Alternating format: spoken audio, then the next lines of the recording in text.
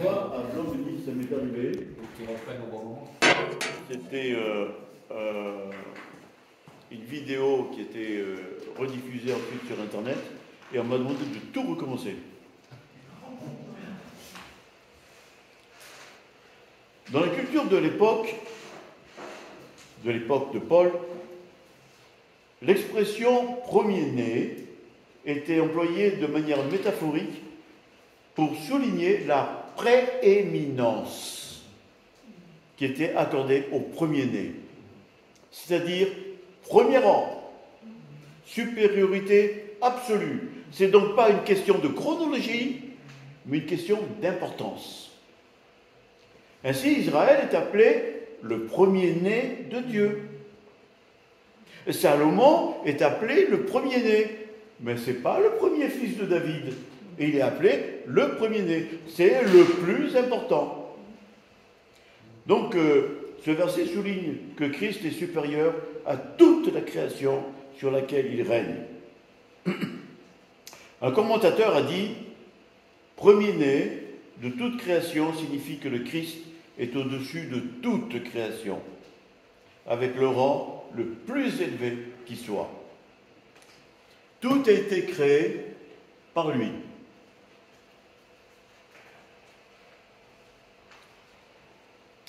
Tout, y compris le monde invisible, qui fait référence aux êtres spirituels, aux trônes, aux seigneuries, aux dominations, les autorités.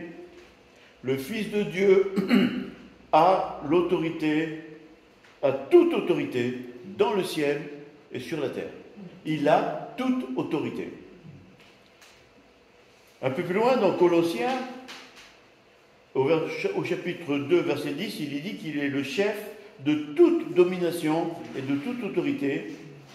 Et au chapitre 2, toujours de Colossiens, verset 15, il est dit qu'il a dépouillé les dominations et les autorités. La croix nous apporte le salut, nous réconcilie avec le Père.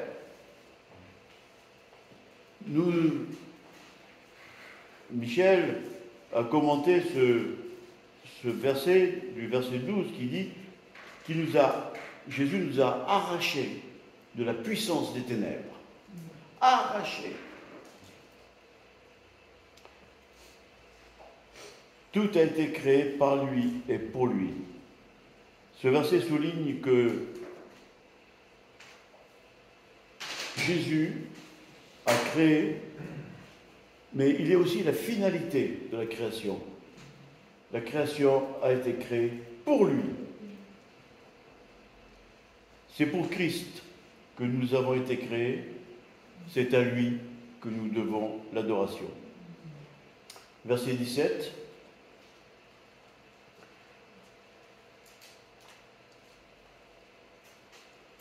Il est avant toute chose, et toute chose subsiste en lui. Pour moi, c'est une phrase un peu difficile à comprendre. L'auteur de l'Épître aux Hébreux nous dit que Jésus soutient toute chose par sa parole puissante. Hébreux chapitre 1, verset 3. Une autre traduction dit « Tout subsiste en lui ». Donc on peut comprendre que Christ continue à s'occuper de la création. Il a créé tout, mais il continue à s'occuper de la création. Et alors, on peut être aujourd'hui inquiet quand on voit les conséquences de la dégradation climatique. On doit savoir que de la même façon que Jésus s'occupe de nous, ce qu'on déclare tout le temps, et encore ce matin, Jésus s'occupe de nous. De la même façon, il s'occupe aussi de sa création qu'il a créée lui-même. Il ne s'est pas arrêté dans son œuvre. Il continue aujourd'hui. Et nous savons qu'il y aura un jour une nouvelle création qui remplacera celle que nous connaissons.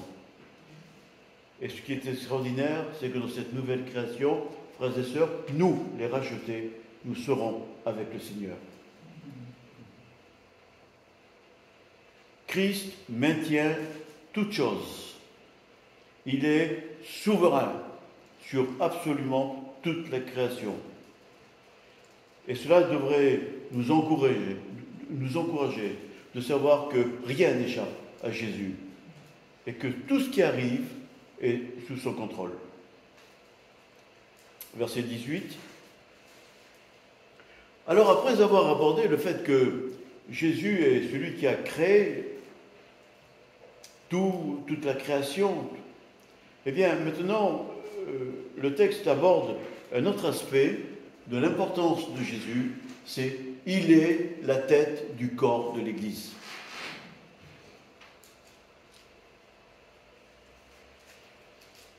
À plusieurs reprises, dans les chapitres qui suivent et dans d'autres épîtres,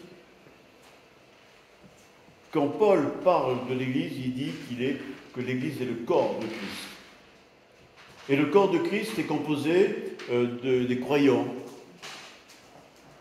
Et quand une personne décide de croire en Jésus-Christ et de le suivre, alors elle devient membre de ce corps spirituel qu'est l'Église. Et donc ce passage nous dit que Jésus est la tête de l'Église. C'est Jésus qui transmet par le Saint-Esprit la vie dans l'Église. C'est Jésus qui place les personnes qualifiées pour le service dans l'Église. Et nous savons que, par d'autres versets, que l'Église est appelée à régner avec Christ. Alors cette perspective doit nous amener à prendre très au sérieux l'appel du Seigneur pour le service dans son Église. Mais le verset continue en disant « Il est le premier-né d'entre les morts ». Alors on retrouve le même mot, premier-né, qui nous embête, comme au verset 15. Alors je recite un commentateur qui dit « De la même façon que le Fils est le commencement de la création, le Fils aussi est le commencement de l'œuvre de rédemption. Premier-né d'entre les morts, ça ne signifie pas qu'il est le premier ressuscité. Il y en a eu d'autres avant lui. Il y a eu, on se rappelle, Lazare. Il y a eu le fils de Jairus. Il y a eu le fils de la veuve de Sarepta. Et il y en a eu d'autres qui sont cités dont il est fait allusion dans Hébreux chapitre 11. Cela signifie que sa résurrection est la plus importante. Et elle est notre référence pour nous qui faisons partie du corps de Christ. 1 Corinthiens chapitre 15, ne n'affiche pas. Christ est ressuscité, précédant ainsi ceux qui sont morts. En effet, puisque la mort est venue à travers un homme, c'est aussi à travers un homme qu'est venue la résurrection des morts. Et comme tous meurent en Adam, de même aussi tous revivront en Christ. Mais chacun a son propre rang. Christ en premier. Puis nous qui appartenons à Christ,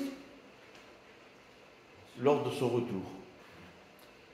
Ensuite viendra la fin, quand il remettra le royaume à celui qui est Dieu et Père, après avoir anéanti toute domination, toute autorité et toute puissance. En effet, il faut qu'il règne jusqu'à ce qu'il ait mis tous ses ennemis sous ses pieds.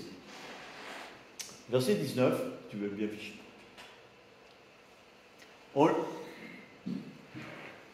Car Dieu a voulu que toute plénitude habite en lui. En Jésus habite toute la plénitude. La plénitude dont il est question là, c'est la plénitude de Dieu. La plénitude de Dieu habite également en Christ. Et ça, c'est confirmé aussi par Colossiens, chapitre 2, verset 9, « Car en lui habite corporellement toute la plénitude de la divinité. »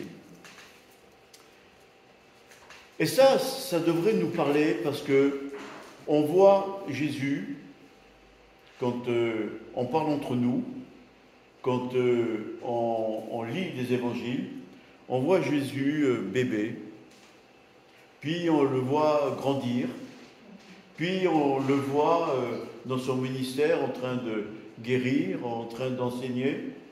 On le voit à la croix, on le voit ressusciter. Mais Jésus, c'est plus que ça. C'est une façon étriquée de penser que Jésus n'est que ça. Il est notre ami, c'est vrai. Donc on voit Jésus homme, mais Jésus, c'est celui qui a fait la création. La plénitude de Dieu est en lui. Jésus, c'est Dieu. Et nous ne devons pas limiter notre façon de voir Jésus seulement à ce Jésus qui est sur terre. Jésus est Dieu, Dieu complet, plénitude.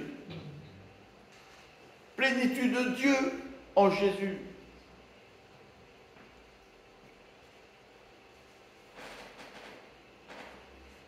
La rédemption,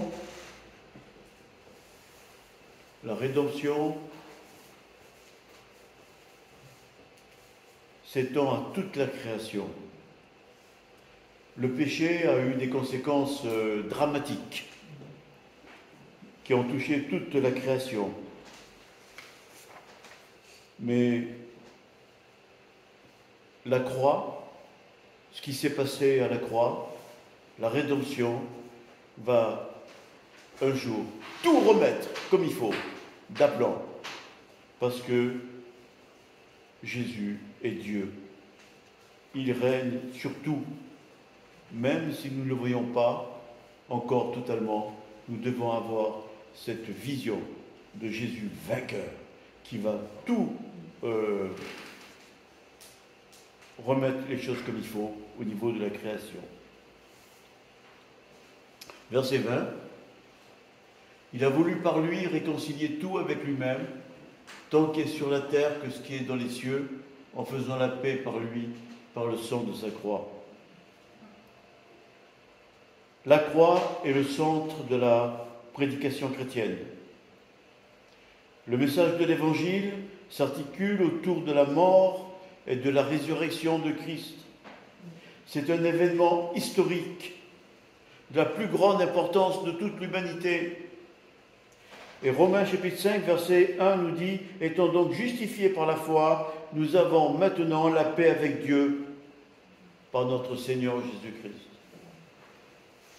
La paix dont parle Paul n'est pas une paix subjective. Ce n'est pas une paix que l'on sent. C'est une paix que l'on sait. Je ne recherche pas l'émotion pour arriver à dire « j'ai la paix ». Non. La Bible me dit que le fait que je sois sauvé, je peux me paraître devant lui, comme on l'a lu tout à l'heure, saint, sans défaut, sans reproche. Et à cause de ça, nous sommes réconciliés avec le Père. Et par le fait que nous sommes réconciliés avec le Père, nous avons la paix, en faisant la paix par lui, grâce au sang de la croix qui a coulé. Il a payé le prix que je devais payer sur la croix, et je suis maintenant pardonné. Voilà donc ce texte christocentrique qui est un texte profond qui nous montre une facette de Jésus que nous n'avons pas l'habitude de voir. Et nous comprenons donc que Jésus est véritablement Dieu, qu'il a créé, qu'il a fait une œuvre sur la croix absolument extraordinaire qui a pour conséquence le pardon des péchés, la paix avec le Père. Et ce texte, des versets 15 à 20, est encadré par deux versets. Par le verset 14, donc avant le verset 15, avant cette hymne.